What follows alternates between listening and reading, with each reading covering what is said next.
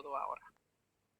Has dicho una cosa muy buena, ese consejo para que los oncólogos le pregunten, que puntúen su estado.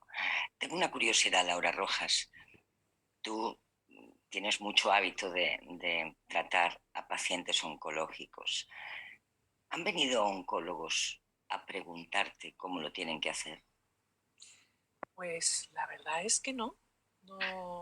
Trabajo, de hecho, mucho con médicos, con oncólogos, pero por otros motivos. Pero no, lo cierto es que, como decía también la doctora Laura Esteves, es algo como que no se enseña o no se ha enseñado. Tengo que decir que sí me han invitado a universidades aquí en España alguna vez para hablar con médicos, con profesionales, el cómo, pero en diferentes ámbitos, cómo hablar a un paciente, cómo dar una mala noticia, qué cosas no hacer, por ejemplo. Algo que asusta y produce desconfianza, y esto a los profesionales les va a ayudar mucho, lo que estén aquí con nosotros, es cuando estás hablando con un paciente, sobre todo al principio, cuando al fin y al cabo en esa relación nos estamos conociendo, ayuda mucho el mirar al paciente a los ojos, aunque estemos con la mascarilla, ¿no? El estar mirando al ordenador, si yo ahora estuviera hablando con vosotros de perfil, mirando a un ordenador es como me falta la conexión, ¿no? Y bueno, esa conexión es esencial. Entonces, bueno, creo que es algo que gracias a eventos como estos, ¿no? Donde tenemos la oportunidad de poder hablar de ello y de qué importante es y sobre todo ayudar a los profesionales y a los pacientes a saber qué cosas pueden hacer y que está permitido preguntar y que está permitido decir y comunicar cómo se siente, ¿no? Pilar, con esa larguísima experiencia, no sé cuántas veces te han tenido que dar malas noticias a ti, pero ¿siempre lo hicieron bien? No, no todas las veces. Ahí puedo establecer las diferencias precisamente de un tipo de relación con mi oncólogo y otros, ¿no? Sí que es verdad, como decía Laura, que la comunicación con el paciente depende del perfil del paciente. No se puede tratar igual a todos los pacientes porque la comunicación tiene que ser útil y para que sea útil hay pacientes a los que no hay que darles toda la información porque no la quieren, porque no la precisan, porque esa información les puede producir ansiedad. Y también es cierto que hay otros pacientes, como es mi caso, o algunas personas que estamos ya en estado más avanzado, que sí necesitamos de esa información, la necesitamos porque la información a veces también nos produce esperanza. Y esa información dada a las personas que la requerimos, al que no la necesiten, no es necesario que la dé, pero esa información creo que tiene que ser clara, expresada con un lenguaje coloquial, sin tecnicismos y que nos permita entender perfectamente lo que nos están intentando contar. También creo que la relación médico-paciente, como bien comentaba Elena, tiene que ser bidireccional. Es decir, en este caso, ambas partes son emisores y receptores del mensaje, porque muchas veces el paciente no solo quiere escuchar, quiere que se le escuche. Y a veces eso está encubierto detrás de preguntas como ¿me voy a morir? ¿Cuánto tiempo voy a vivir? Realmente no está esperando una respuesta. Lo que está esperando es que el oncólogo entienda y conozca su estado de ánimo, que quizá no corresponda al oncólogo, sea más a los psicooncólogos, pero en ese sentido es en el que me refiero que esta relación tiene que ser bidireccional, porque a veces muchas preguntas esconden muchas ansiedades y no buscan respuestas. Eso es un poco el sentimiento que tenemos algunos pacientes. También es necesario que la información sea clara, en lenguaje coloquial, pero que sea clara, que no esconda nada, porque la claridad del mensaje no supone la simplificación del contenido, quiero decir. Sí que es verdad que hay pacientes a los que no hay que decirles absolutamente todo. Hay momentos muy duros donde hay que comunicar noticias que son absolutamente tremendas Y es muy complicado, pero no se puede mentir al paciente, porque si se miente se pierde totalmente la confianza. A veces es mejor, no sé, dosificar esa información y dársela poco a poco, o simplemente advertirle antes de dársela que lo que le vas a decir es difícil de encajar. Pero si en un momento el paciente se siente engañado, ahí se ha roto totalmente la comunicación con el profesional que le está tratando, que llega a ser más que un profesional oncológico en algunos momentos. Qué difícil, ¿eh? Laura Estevez.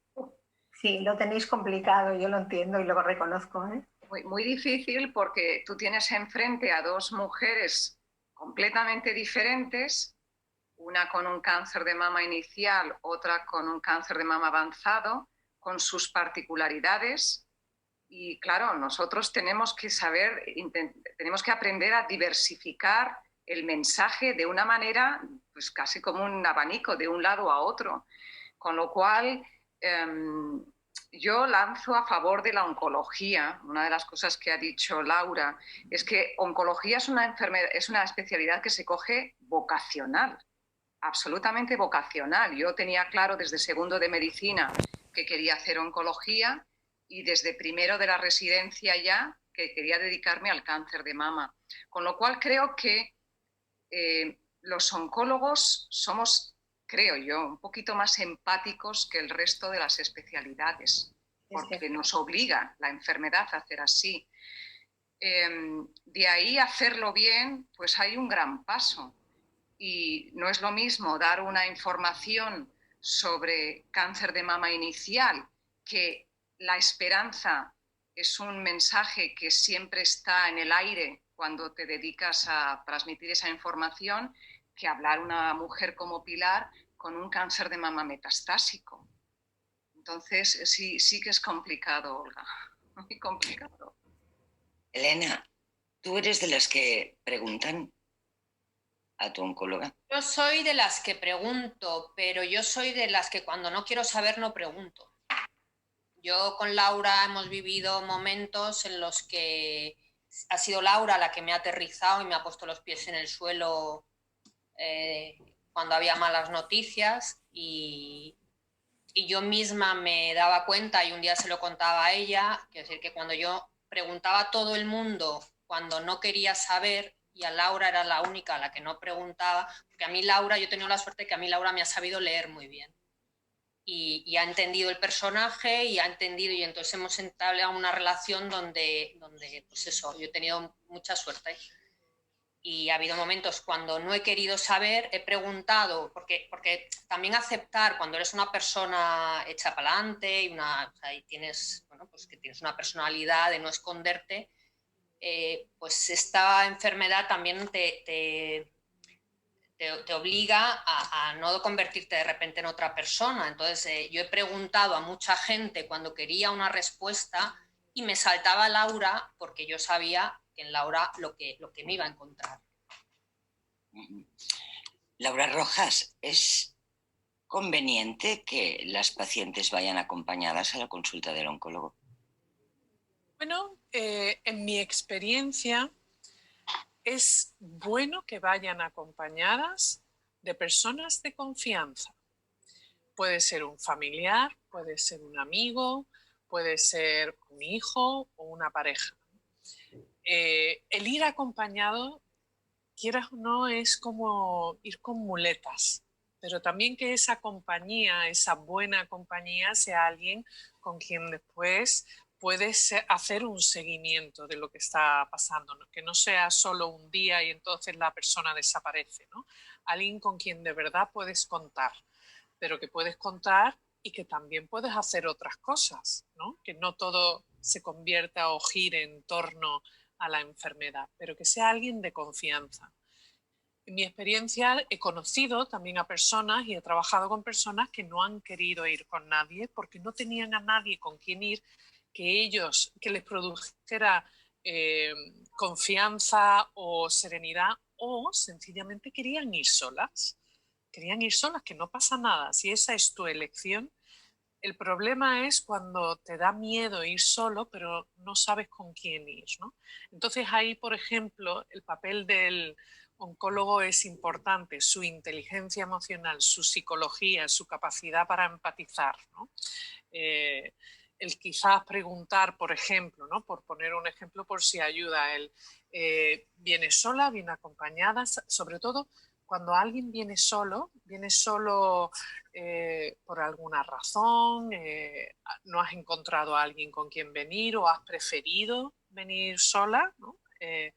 Yo creo que ahí hay mucha información, ¿no? Que puede ayudar sobre todo al profesional a pensar y anticipar quizás un poquito el lenguaje y la comunicación y cómo quiere transmitir determinadas cositas. Y hay que tener en cuenta que cuando somos pacientes, yo creo en cualquier ámbito y vamos al médico y estamos escuchando al médico, necesitamos esa claridad, como explicaba Pilar, esas palabras llanas y además si estamos un poquito asustados, ¿no? Pues a lo mejor el repetir la información también ayuda a que se grabe o incluso el anotarlo, ¿no? El anotar ayuda mucho porque al fin y al cabo una libreta, un papel y un boli, ¿no? Incluso en el propio móvil nos ayuda como una memoria externa si estamos nerviosos, sobre todo frente a una situación así, ¿no?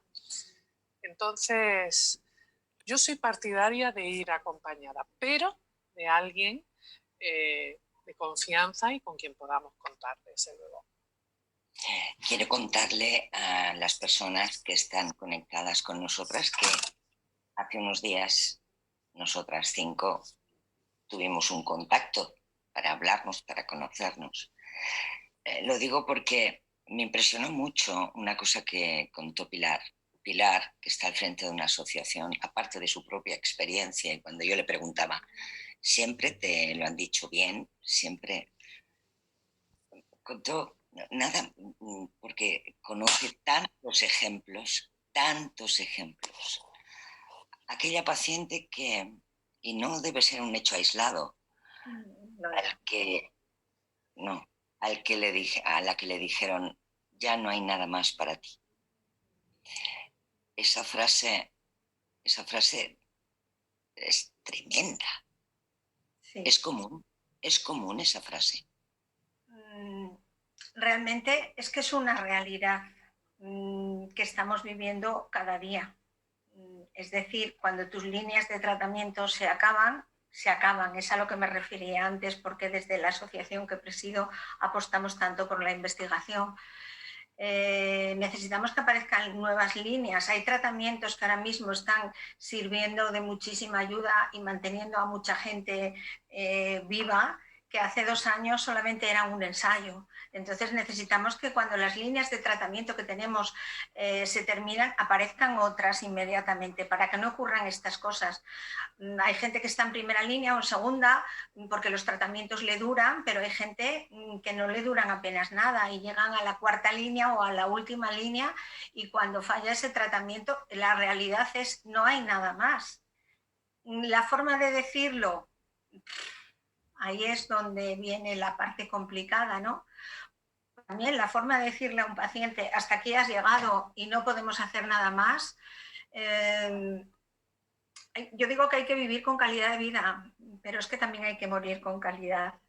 Y la forma en que se le plantea esto puede hacer que una persona se enfrente a la muerte con paz, con serenidad, o que se enfrente llena de rabia, ¿no? Mucha gente, yo he visto las dos cosas, como os comentaba el otro día, he visto compañeras despedirse de nosotras, de su familia, de sus amigos, morir con una serenidad que ya la quisiera yo para mí, el día que me tocara, y he visto a gente morirse muerta de rabia agarrándose a la vida, y yo creo que no voy a echar la culpa al mensaje, evidentemente, del oncólogo, ni muchísimo menos, pero bueno, es un tránsito que yo creo que ahí, si no es el oncólogo, el psicólogo, alguien tiene que hacer ese acompañamiento, porque no es solo ya cómo se va, es en qué situación deja a su familia. La gente sufre muchísimo cuando su familiar no se va en paz ni se despide como se tendría que despedir, pero la realidad es esa, cuando no hay más, no hay más, esa es nuestra situación. ¿Cómo se debe de plantear? No lo sé.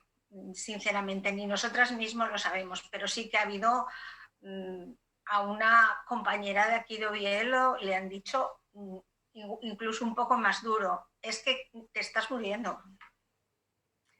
El oncólogo está diciendo algo que es cierto